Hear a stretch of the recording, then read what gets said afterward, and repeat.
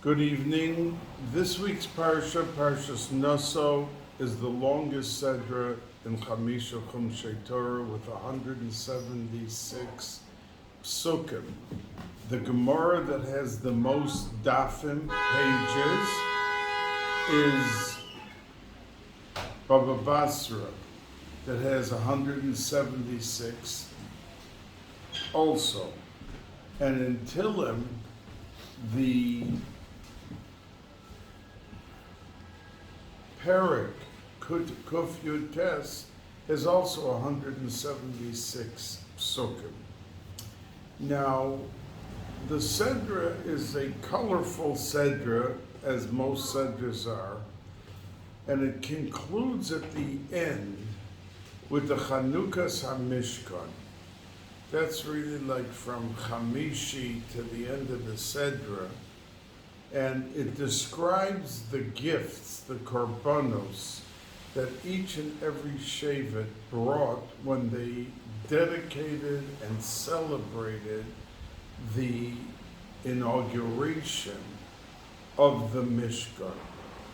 We know that the Mishkan stood for 479 years. 369 of those years were in the city of Shiloh, and that's why it's referred to in Tanakh very often as Mishkan Shiloh, because it was so many years in that one place. It was in other places also, but for much fewer years.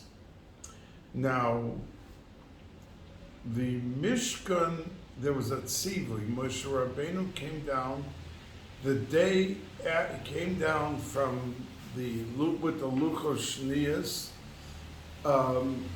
Yom Kippur, he had the Kapara and the Slicha, and the next day he said to Klal Yisrael, Vayihimi Mocharas, it was the very next day, that he had a tzivui from HaKadosh Baruch Hu about the Mishkan, and the next day they started gathering all the necessary supplies, the gold, the silver, and they finished on Hanukkah.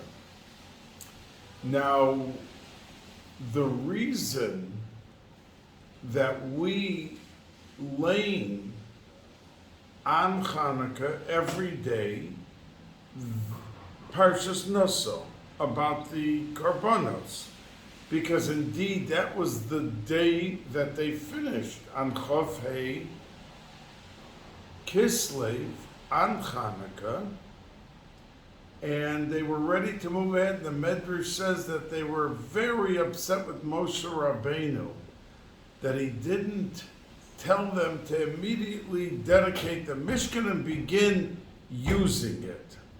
It didn't happen till Rosh Chodesh Nisan. And the Medrash says, why the wait? From Hanukkah till then, 3.5 months?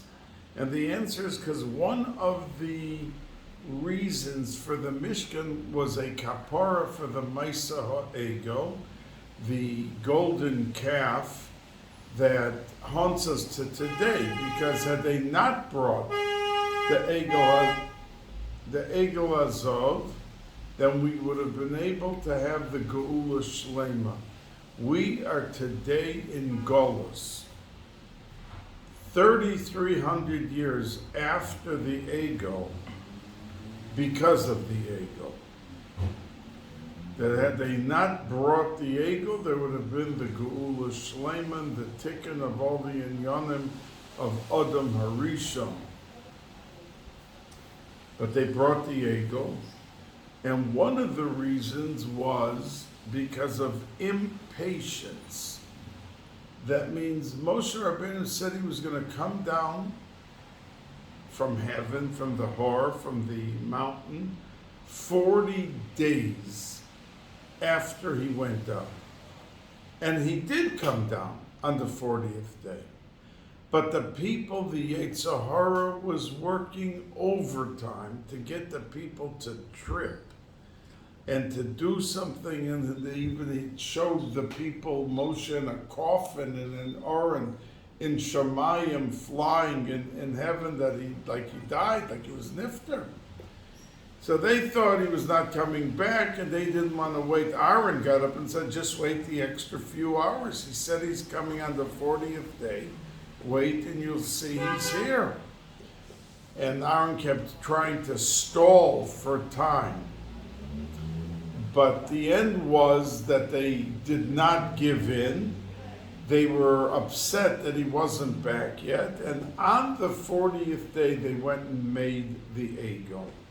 That's why we fast, one of the reasons, on Shiva Asur B'Tammuz, because that's exactly 40 days after the Matan Torah of Moshe Rabbeinu being on the mountain. Having said that, because they had no patience, therefore waiting from the completion to the dedication was part of the kapara. You got this whole problem developed with Klal Yisrael because you couldn't wait. Oh, you couldn't wait? Okay, so now you're going to wait for the dedication. Part of the kapara is learn to have patience. And he brought on Rosh Chodesh Nisan, that's when we say Vayihi Bayom Hashmini, the Stadra in Vayikra, that it was on the 8th day that they began. Moshe Rabbeinu for 8 days was the Kohen Gadol. Then he gave it over to Aaron. And on Rosh Chodesh Nisan for 12 days, each and every one of the Shvatim brought a korban for his Shevet, for his tribe. And that was how they were celebrating the inauguration of the actual Mishkan. And that's when they began the actual Avodah. So with that background, I just want to pose to you, share with you, a question that the Medrash asks, and that is, if you take a look at the 12 korbanos that were brought, each and every one of them was exactly the same as the day before. And it details it. It details what each one brought, even though it was the exact same thing, and the Torah could have just said, v'chein, v'chein, that each one, this shevet, that shevet, they did not say what the korban was, but the Torah does say it. And there's one exception in all of those korbanos to the end of the Sedra Naso, that the second day, Moshe, the Shevet Yisachar, the first day, Nachshon ben Aminadav Lamata Yehuda came forward and offered the first korban. Now, the next day, Yisachar had to bring. Yisachar had to make a decision. Was he going to bring the same korban as Nachshon ben Aminadav did the day before? Or was he going to be a little original? Like if there's 28th grade boys and during the next 10 months they're all bar mitzvah. Now, they could serve as the first bar mitzvah boy, let's say a chicken dinner and a sudas mitzvah. But what happens if the next day, the second bar mitzvah boy, whose bar mitzvah is 6 days after the first one, he serves a type of meat. So he brings to the level of the bar mitzvah celebrations a new level. The first one served a delicious dinner, but it was chicken. Now the second one wanted to up the ante and brought meat and served meat. The third day, the guy says the first day he brought chicken. Second day he brought, the second bar mitzvah served meat. Now I'm going to serve steak. Each one is trying to outdo. So the Lashon by Yisachar, the second, is Hikriv es Karbono.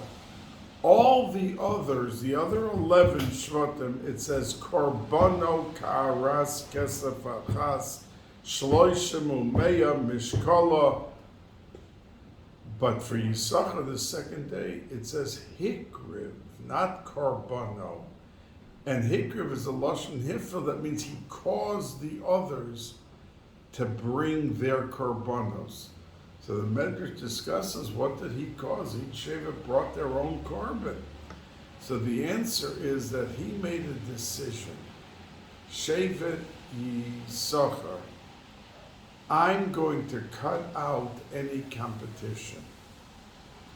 And Nachshon brought a beautiful korban, and Yisachar on the spot decided, this is exactly what I'm going to bring the second day. So I'm going to set the pace. If the first two did exactly this, so then the third day, which was Zvulun, and the fourth day, Reuven, they all followed suit because there was no social climbing.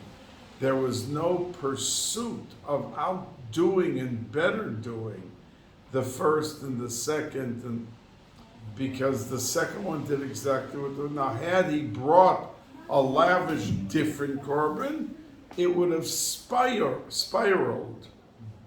and there would have been a tremendous competition between the Shiftei Koh.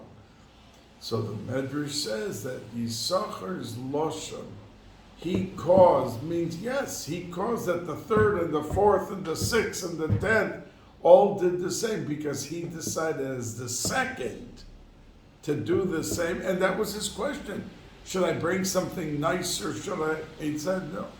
Because if I bring nicer, it's going to mean that everyone, every day is going to try to outdo the other one. This shot and this medrash is a very important lesson to each and every one of us. We find that if everyone has the same house, like in certain places, that's what the requirement is. You move into a community, it's like a gated community. They have a certain restriction on doing anything which will promote the spiraling of competition and jealousy. And it cuts away so much anguish. There was somebody that got into trouble with the law. What was his problem? His wife saw that next door, her next door neighbor built a $100,000 kitchen. And she could not accept that she had the shabby old kitchen and she's got and this is a true story. So she tried to outdo, but the husband said he can't afford it, so he started working 4 hours a day, and then he started doing 4 hours extra each day, and he started doing things which were not legal, because he had to catch up to get the money to buy the $100,000 kitchen, like the guy next door. So, and he ended up in big trouble.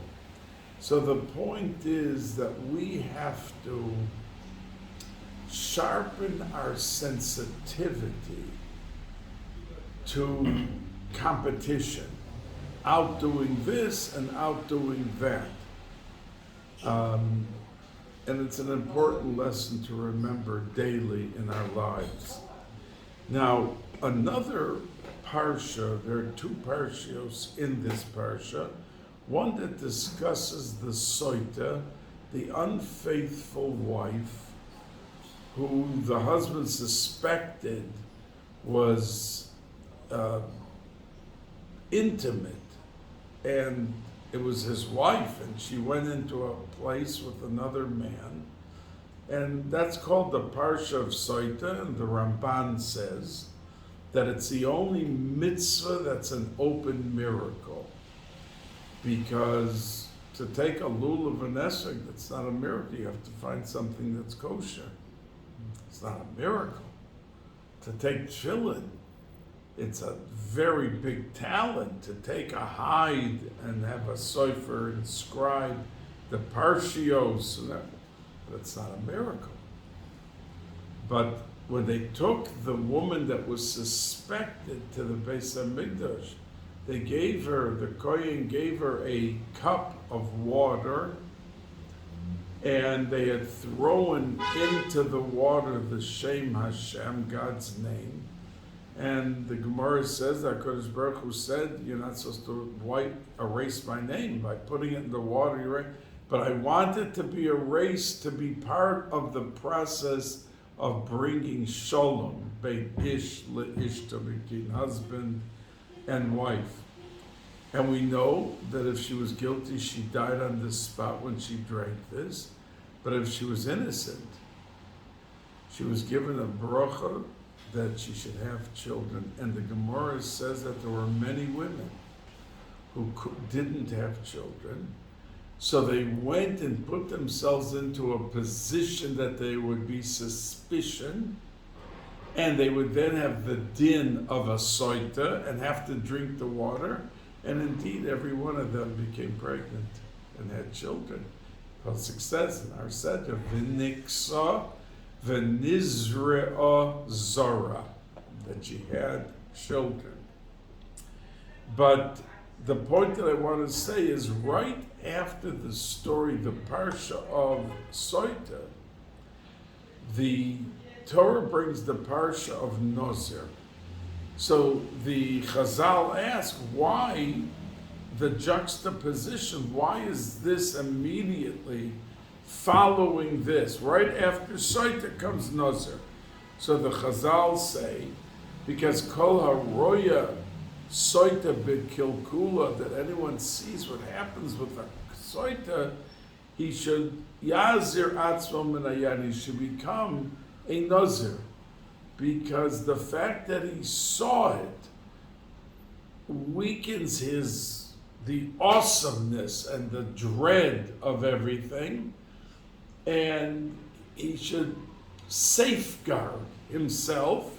So he should stop cutting his hair and going out to the cemetery and drinking wine. Those three things. Now, when he got done with the process, it says, Yavi Oso El Pesach Oel Moed, that the Nazir had to bring a korban, and all the Mefarshim ask, what's this Yavi Oso? Yavi Oso means he, the Nazir, should bring him. What do you mean bring him? He's bringing himself. He's bringing a korban. So what do you mean Yavi Oso? So the Mefarshim say something. The Meshech Chochmah talks about it, that a Nazir, it's not a mitzvah. For instance, a lulav and esrog, you can bring the 7 days of Sukkot. If someone in the middle of the summer takes a lulav and an esrog and wants to make a bracha and shake them, what's he doing? It's no mitzvah, it's a bracha levatala. But by Nazir, he can become a Nazir 30 days, it could be 60 days, it could be a month, it could be a whole year, it could be forever. Because when you become a Nazir, we want transformation. That the person who feels he has weakness and he has to be more on guard and he becomes a Nazir, he has to leave over his old self and become a new man. So that's why the pasuk says, the Meshech Chochmah, that Yavi Oso, now he's a new man. He's standing over here. The old man that he was is over here. So Yavi also, he has to bring him, the old guy he was, to bring the korban. Meaning that we work for transformation every day of our lives. We want to get better. We want to become more productive. We want to get away from the bad habits that we have. Sleeping too late, we miss half the days. A mitzvah say diores of Krishma Bismana. And the person's tired, they take the Krishma Bismana and they throw it out the window. Doesn't bother them. They wake up 10 o'clock, 11 o'clock. Yeah, I woke up late. He asks, well, what did you do? You gave up the Zman Krishma? Well, yeah, I was tired. I was knocked out. So he has his defense system built into him. But he never, eating matzah on Pesach, if you ask somebody, did you eat matzah Pesach? Person is offended at such a question. Did I eat matzah? Every Jew eats matzah. But Krishma Bismana is the same mitzvah. It's a diuraisa, just like matzah. And here we can go half of the days of the year, half, no Krishma Bismana. So when a person wants this nazir, he saw what could happen to a woman who was not faithful, so to shake him up, he picks on a few things. He picks on to become a nazir, that it should help him transform himself and become a better person without all of the pitfalls. And that's why it says Yavi Oso, because we want to get rid of the old guy that we are and become better. So that's why the Lashon of the Basa, Yavi Oso, he brings him to give the korban. Because he's the one bringing the korban, not the other guy. But there is another guy over here. The old self. Now, the Akedas Yitzhak, in this parsha, we have Birchas Kohanim, and there's a famous kasha,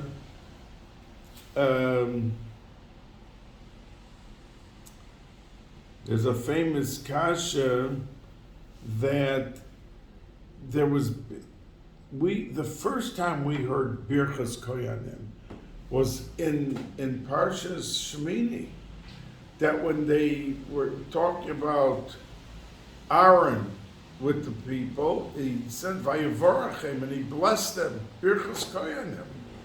So why is, if it was stated over there, that was by the Hakamas HaMishkan, when it was the getting ready for the first day and to begin the functioning of the Mishkan, and it was the Hakamas HaMishkan.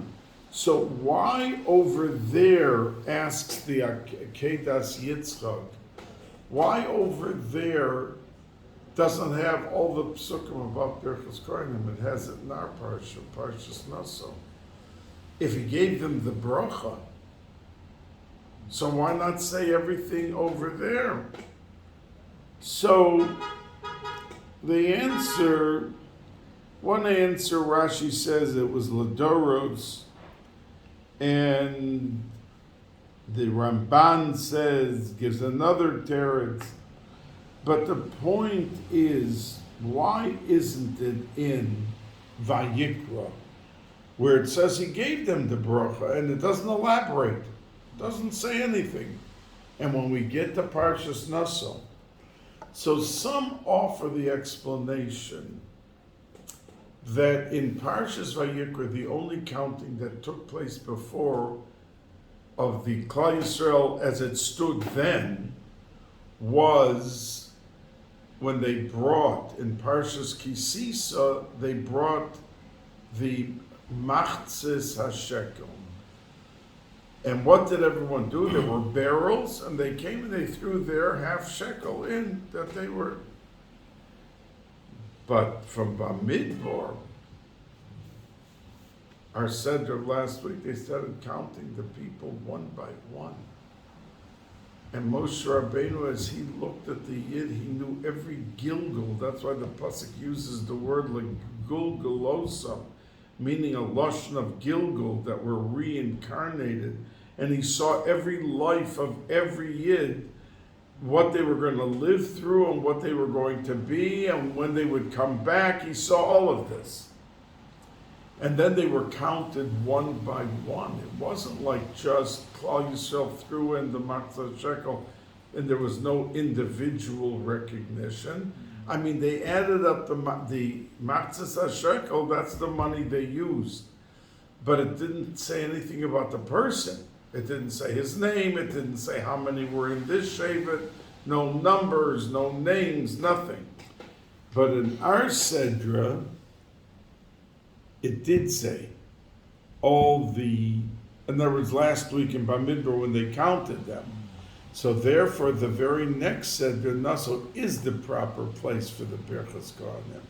Because when a Kohen goes up to bench the people, he is obligated at that time to have in mind that the absolute best should come out for every person that he's giving a bracha. And it's an individual recognition of each and every Yid. And it even says in Chazal, if he's very poor, but when he says Yivarecha Hashem v'yishmerecha, which means money, he should wish that every guy he's looking at or that he's benching becomes a multi-millionaire. He doesn't have even bread in the, too bad. You were born a kohen, you have to shift gears. And you have to hope for the other person something that's unbelievable. And since it talks about so many things, these three psukim of Birchas Kohanim, about money, about chen, about shalom, about so many different brachas for each and every individual, that's the answer to the question of the Akedas Yitzchak. Why does it keep saying Hashem? Yivarechacha Hashem v'yishmerecha. It could then continue, just say Hashem once, Yivarecha Hashem v'yishmerecha, v'chuneka, v'yosem l'chol. What do you have to keep repeating Hashem's name in each of the three psukim? Yivarecha Hashem v'yishmerecha, Yoer Hashem, and Yisa Hashem panav elach. Why do we need 3 times Hashem mentioned? So it says that the reason is because the purpose of Birchas Kohanim is to get the person to realize that no matter how much money he has or he thinks he's a success, or that people love him and he became the senator, the Lahavdil, or some big position, it's only from HaKadosh Baruch Hu. And that's why the last pasuk in the Torah, before the actual psukim, the 3 psukim of Dochaning, it says the last 2 words, Va'ani avarachem. HaKadosh Baruch Hu says, you, Kos Baruch Hu as B'nai Yisrael amor lohem, and it ends off after Va'ani avarchem, and I, HaKadosh Baruch Hu, will. In other words, you give the brachas with all of your might and all that, but Va'ani avarchem. So says the Akedas Yitzchak that the reason we mentioned 3 times Hashem's name, and the pasuk ends Va'ani avarchem because that is the theme of all bracha in this world, that a Yid should realize that it's not his brains or his business acumen, because we can show you boys that were in your class that were 10 times smarter and did 10 times better, and they're aniyim. They never made a penny. So you have to know the bracha comes from Hashem. And that's why even by the breakdown, Yivarecha, we have to say Hashem v'yishmerecha. He's the one that's going to bring you all the bracha of this and that. Yoer Hashem. Panav elecha v'chunek. Yisa Hashem. That it's all from HaKadosh Baruch Hu. And that, says the Akedas Yitzchak, is the reason by Birchas Kohanim in the Torah that we have it in this format, And we keep mentioning Hashem, because the idea is to get through the minds of the people, that if what the Kohen says to you, and you become a millionaire, oh, it was the duchning, it was the that. He's only the goodwill ambassador, acting on behalf of HaKadosh Baruch Hu. The bracha is coming from him, and not from anyone else, even the Kohen. Hashem gave him the power as a Kohen to be the conveyor, the vehicle, to get from him the bracha into the person. He's the in-between, the intermediary. And before, the Ramban's Kasha, when we said, why does the Torah have to repeat the 12 korbanos? You could just say the whole korban for Yehuda, and then say, V'chein asa Yissaschar, V'chein asa Zvulun, V'chein. Just say, and so did they follow suit. Why mention each name? Because there has to be individual recognition. Individual recognition, and when the Torah went out of its way, the Torah is very frugal with every letter. Sometimes the Gemara will ask, what's this letter doing here? And we learned 5 halachas from that extra letter. So over here, the Torah went to great lengths to underscore the chashivas and the specialty of each and every yid. So when it came to your Sheva, we didn't take a shortcut and just say v'chein. We wanted full expression and recognition. You know, it brings to mind the Skolia Rebbe's Bochrim from Bar Mitzvah till marriageable age.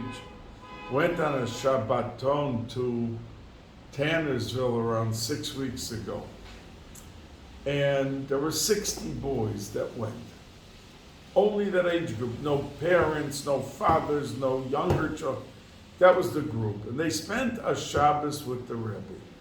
But the Rebbe's oldest son, David, arranged the program. And what he did was that each one of the 60 boys had a special mission. Because they're kibudim by a Rebbe. Someone picks up the becher for him, someone brings the water, someone pours the wine for him. So there's so many different things in regard to the Rebbe. And David wanted that each and every boy to feel so special. So he arranged from all the kibudim that it was split into 60.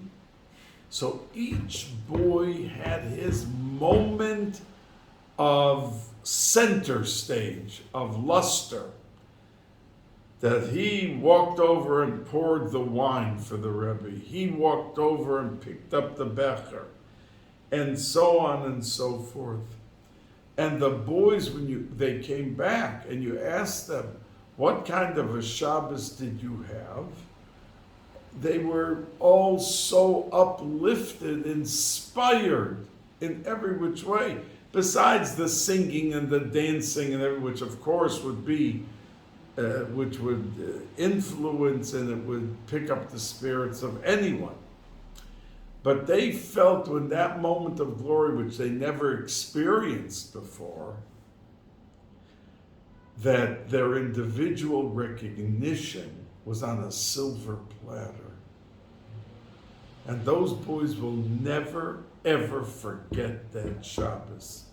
How they were treated and how they were, each and every one of them, with distinction in his own right. That's why we did not say v'chein, that the korbanos were this or that they were the same thing. That had to be the mission of when they brought everything, to highlight the individual and to bring out the uniqueness of each and every one of them. Now, we know that there is the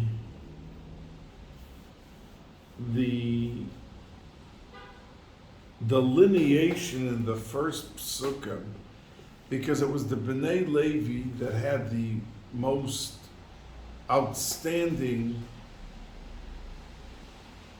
direction for what they had to do. The Bnei Kos carried the Aron. There was nothing holier than the Aron. The Bnei Gershon, there was the Bnei Gershon, there was the Bnei Kahos. And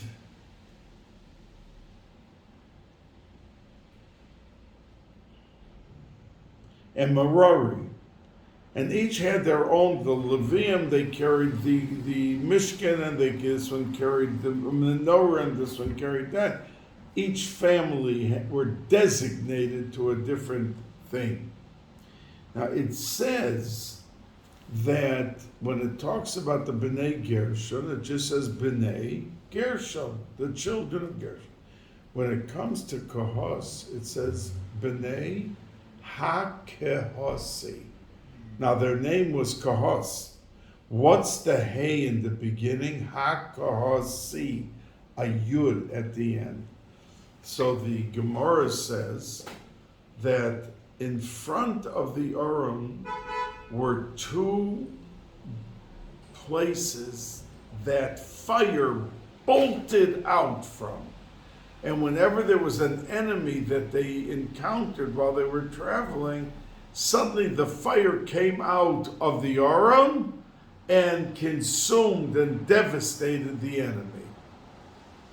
But it wasn't only for the enemy. Is someone carrying the Aron, the Bnei Kahos, if they had a machshava zara, they didn't make it. They died on the spot. And they had to take another member of the family and replace him. Now, the Bnei Kahos were a little concerned. I mean, we have a life and death mission. We're supposed to carry the Aron. But if we have one machshava, we're going to die.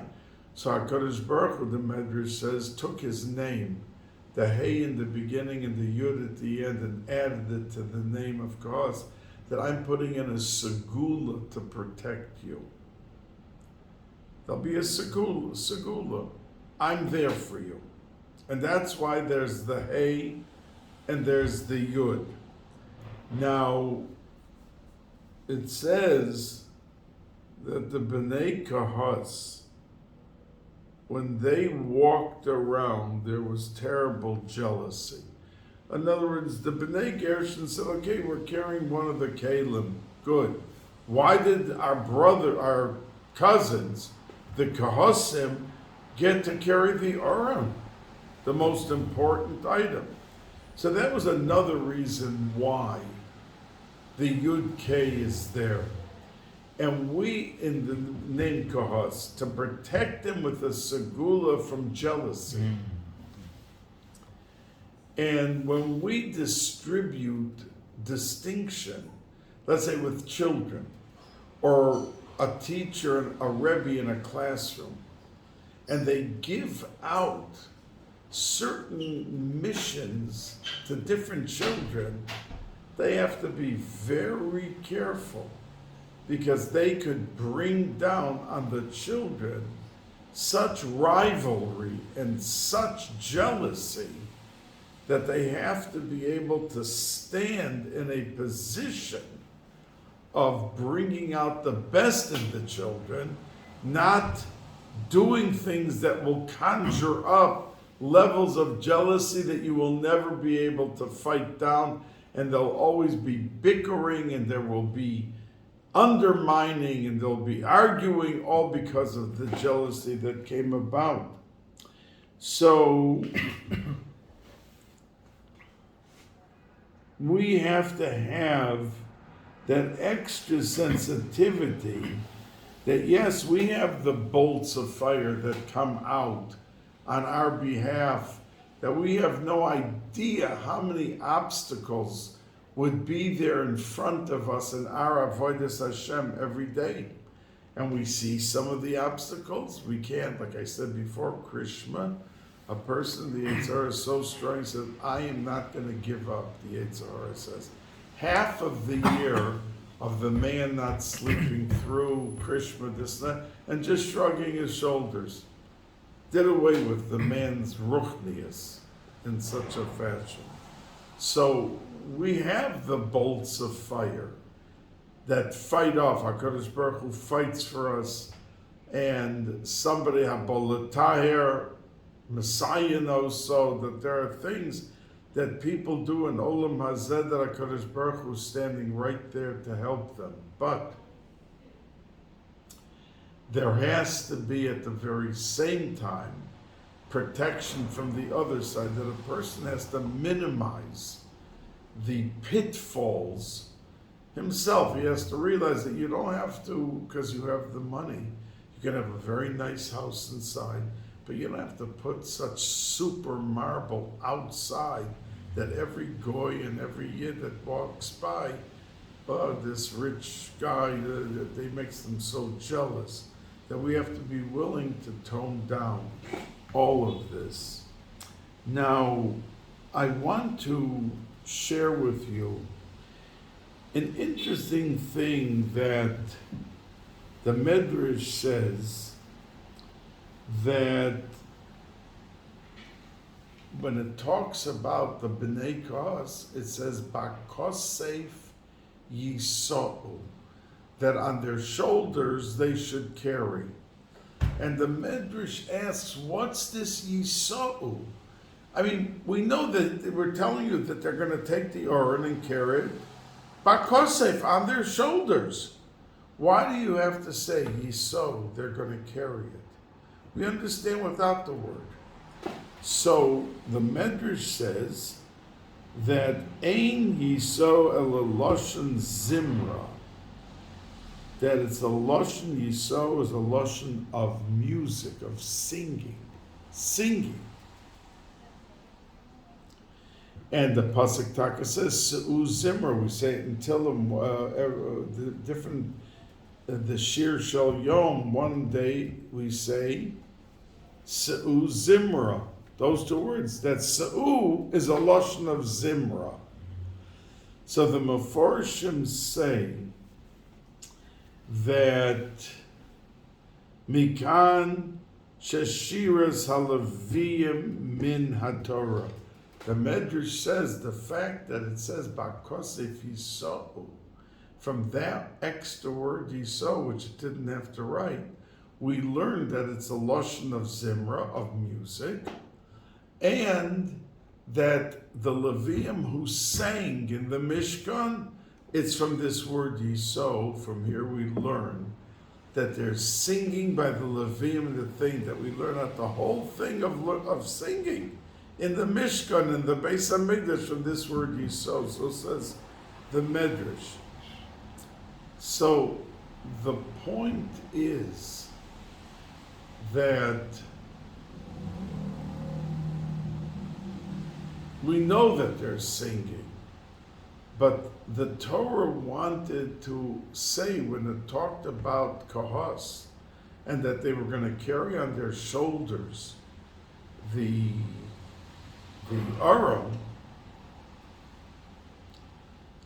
that there had to be an atmosphere of protecting their matshava so they shouldn't die, and singing as they sang, walking along, was a tremendous effective tool to keep the people in a frame of mind which wouldn't bring them to sakana.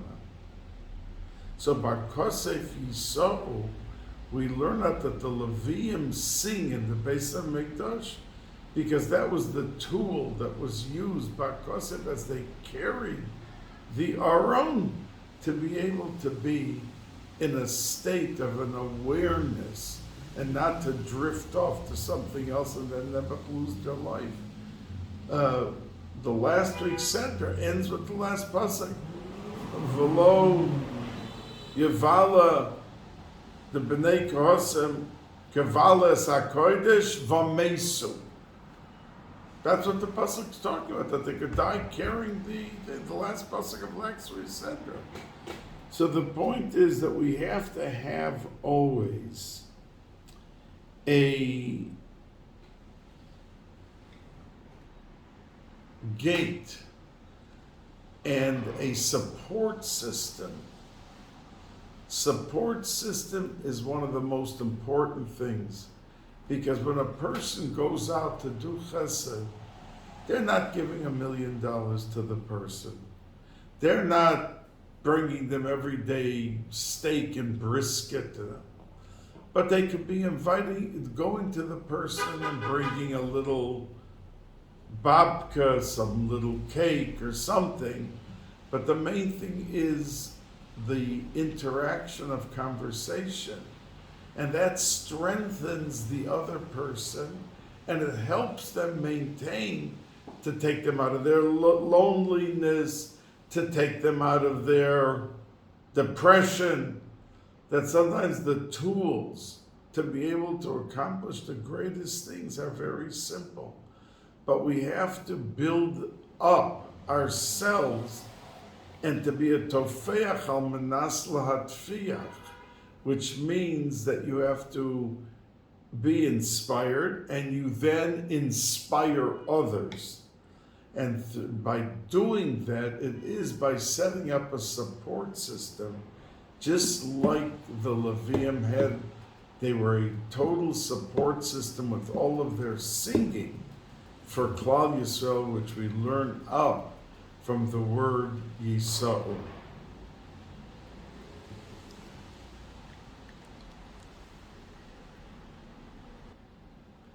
Thank you for joining the shir this evening, and from Parshas Naso, which we could learn so much up.